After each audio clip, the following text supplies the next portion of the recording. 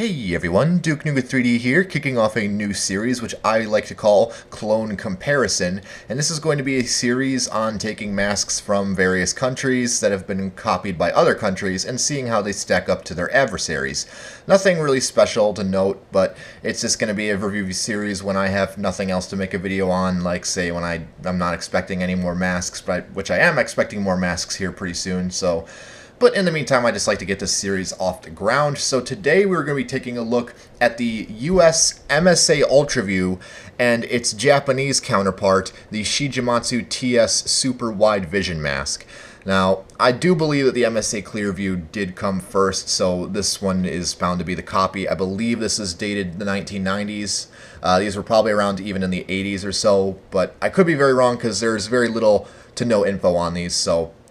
I'm kind of just going off what I assume with this, but we're going to be looking at the superfluous and face value features of the masks and seeing how they compare to each other. So, let's start with the actual overall rubber itself. The MSA Clearvues were primarily molded of green Hi-Car, I believe, but this particular one is black Hi-Car, so...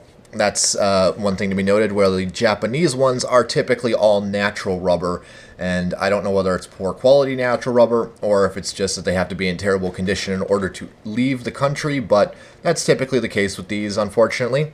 Another thing to note is the harness system.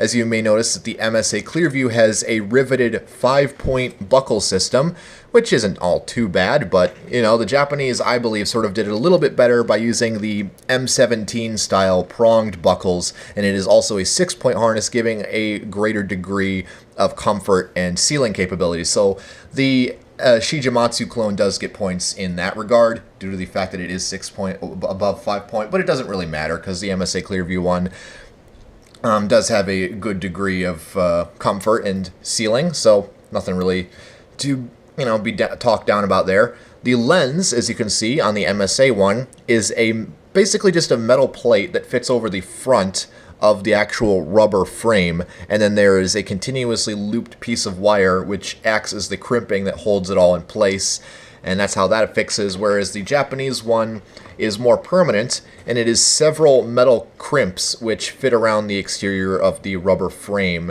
and these are non-removable as far as I know, unlike the MSA one, where I do believe there is special tooling and hardware to remove these lens frames, but I don't think it's user serviceable, so it doesn't really matter in the long run.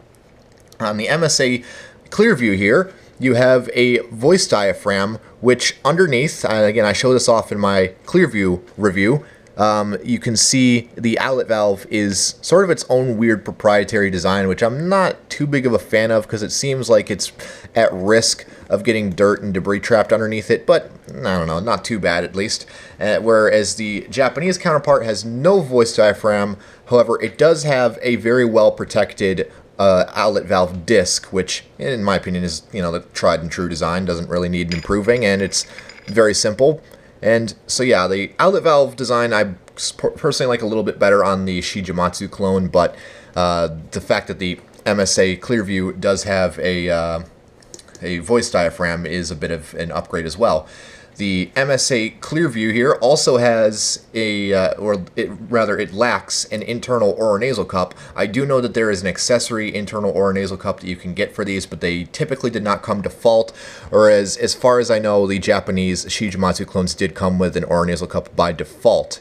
One thing to note in comparison is that the TISO deflector channels here, the little TISO tubes, which are not so little, they tend to be a little bit broader and wider on the MSA Clearvue, whereas the Japanese ones don't cover as much surface area of the lens. However, the lens is somewhat smaller, so that's not too big of a deal.